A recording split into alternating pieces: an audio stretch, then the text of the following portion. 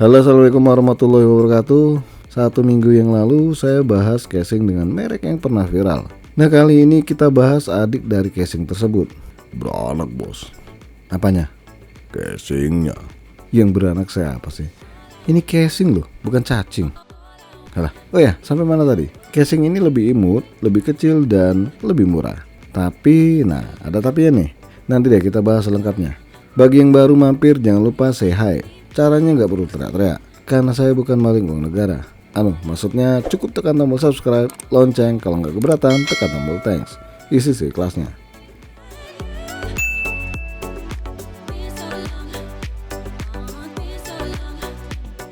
Biar nggak ada yang nanya, casing ini hanya bisa dipasang motherboard ukuran MATX dan Mini TX.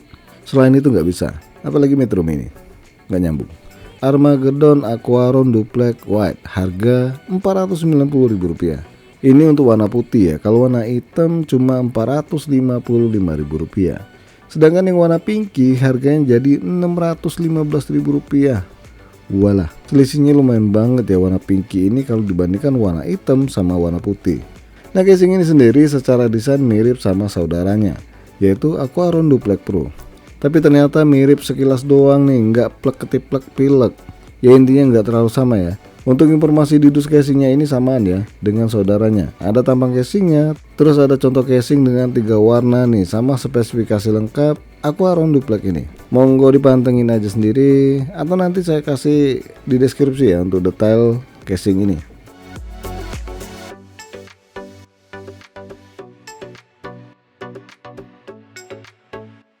Setelah dikeluarin tampangnya cakep juga sih. Tapi kalau kalian perhatikan, biar kata sama-sama MATX, bodinya sedikit menyusut dibandingkan versi Pro yang lebih memanjang. Di bagian kaca depan cuma ada logo doang nih, nggak ada variasi lainnya nih. Dan kacanya pun dikasih list putih yang menyatu dari depan hingga ke belakang.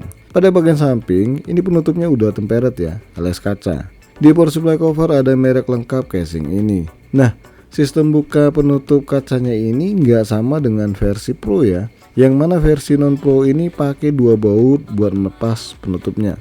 Demi keamanan, baiknya setelah dilepas bautnya tahan kacanya. Dan ternyata kacanya ini cukup tebal ya. Saya nggak tahu ukuran pastinya berapa, cuma berasa sih kalau kaca itu tipis atau enggak ketika dipegang. Apanya bos? Kaca bro, nggak usah macem-macem.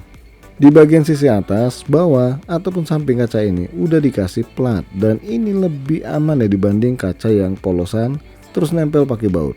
Di bagian ujung plat atas dan bawah ini ada 2 pengunci biar nggak langsung terlepas kacanya dari tempatnya.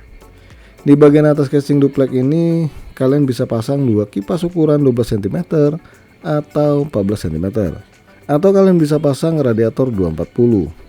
Walaupun kelihatan di sini jarak motherboard ke bagian atas agak mepet ya, tapi kalau diperhatikan dudukan radiator ini dibuat mentok ke pinggir casing, so kemungkinan nggak kepentok sama heatsink di motherboard ataupun RAM yang nggak terlalu tinggi. Untuk ruang kabel manajemen cukup lega nih, dan penempatannya juga cukup baik. Begitupun juga lubang kabel manajemen di bagian bawah, cukup bagus.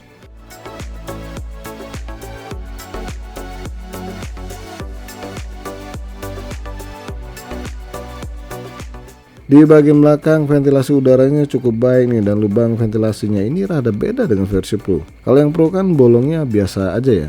Kalau ini motif macam bunga-bunga ya. Nah, di bagian belakang ini bisa dipasang kipas ukuran 12 cm. Untuk penutup semua slot ekspansi modelnya geser ya, tinggal kendorin geser kanan dan kiri. Dan penutup slot ekspansinya ini model tanam, yang mana kalau udah dicopot ya nggak bisa dipasang lagi alias bolong. Dan buat copot penutupnya ini gampang kok, tinggal lihat aja di video. Sebentar nih, ada 1 bungkus baut pemasangan perangkat PC di casing ini.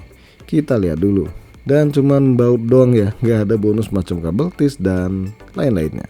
Penutupnya ini rata ya, dan dikunci pakai 2 baut pengunci. Bahan dari penutupnya ini nggak terlalu tebal tapi nggak terlalu tipis, ya intinya nggak setebal dari saudaranya. Cukup lumayan sih. Dan setelah dibuka, udah kebayang nggak nih merapikan kabel di area ini. Nah, cantelan buat naruh kabel tisnya cukup banyak ya di casing ini, dan sayangnya di dekat power supply ini nggak ada cantelan sama sekali. Oke, lanjut, ada tempat SSD atau harddisk 2,5 in yang buat lepas pasang bracketnya ini cukup mudah nih. Untuk kabel dari casing ini udah black semua nih, ada kabel USB 3.0, kabel HD audio dan USB 2.0, dan kabel front panel dengan satu kabel tambahan namanya LED WS. Di bagian power supply cover ini bolongnya nggak full ya. Ini ada plat deket harddisk, nggak tahu tujuannya buat apaan, tapi inilah salah satu yang bikin repot pas ngerakit PC nantinya. Terus untuk tempat harddisknya cuma satu ya, mana model tempel lagi. Ntar deh kalian lihat gimana hasilnya.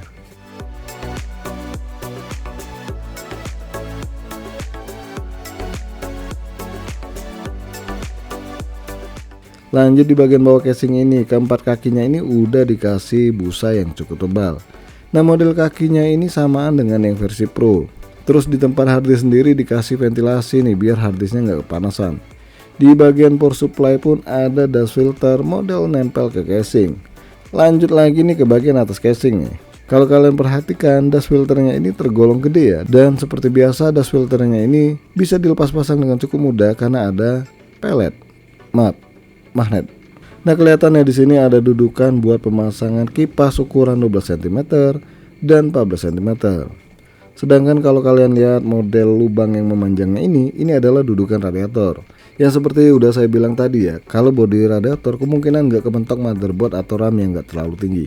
Di bagian atas sendiri ada tombol power, port audio, 1 kali USB 2.0, 1 kali USB 3.0, tombol restart dan tombol LED. Casing ini nggak ada LED barnya ya, tapi tombol LED ini berfungsi buat controller yang biasanya pakai konektor reset nih buat sinkron ARGB.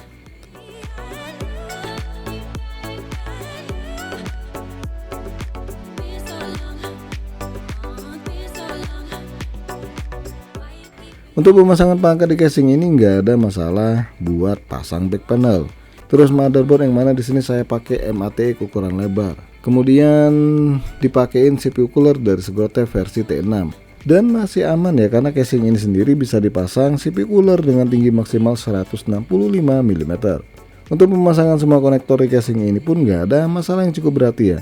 Bahkan pemasangan kipas bawah, atas dan samping pun nggak ada kendala yang cukup berarti. Lanjut pemasangan kartu grafis alias VGA ini juga nggak ada masalah. Dan harap diingat ya, panjang maksimal VGA yang bisa dipasang di casing ini mentok di ukuran 310 mm. Nah ini dia nih akhirnya salah satu yang bikin repot, salah dua sih ya, yaitu pemasangan harddisk yang modelnya rada nyeleneh karena nempel ke casing, ditambah ada plat di depannya. Nah ini bikin repot juga buat masangnya. Saya mesti meraba-raba karena nggak terlalu kelihatan ya lubang buat pasang harddisknya. Walaupun akhirnya bisa juga. Dan salah duanya yaitu pemasangan power supply, yang mana power supply yang saya pakai ini non modular dan kabelnya banyak lagi. Aduh repot bener nih buat masukin power supply ke dalamnya karena terhalang oleh plat yang memanjang di depan harddisk ini. Ya walaupun akhirnya bisa juga ya. Dan mohon maaf ya, saya nggak sempet bikin video buat masukin satu persatu kabel power supply ke dalam casingnya. Harapan saya nih ke depannya kalau nongol versi kedua dari duplek ini ya, platnya nggak usah memanjang sampai ke bawah. Ya andai pun memanjang, minimal bisa dilepas pasang ya.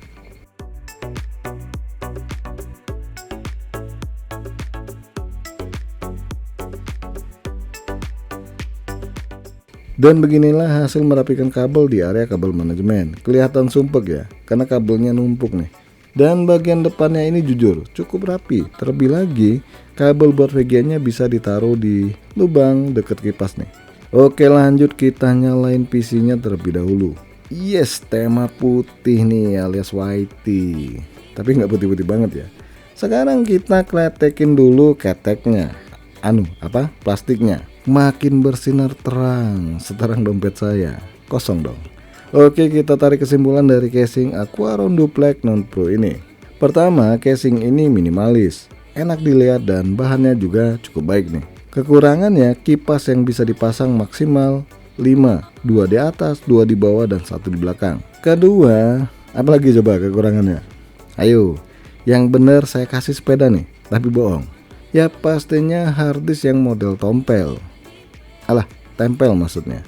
Ini merepotkan, terlebih lagi plat yang menutup deket power supply, jelas nyusahin. Saran saya kalau kalian pengen casing ini, beli aja power supply ukuran SFX biar nggak susah masukin kabelnya, kalau bisa modular. Nah, kalau dibandingkan dengan Aquaron Duplex Pro, maka bisa saya katakan hanya mirip di beberapa bagian aja nih, macam model kacanya, terus peletakan kabel manajemen.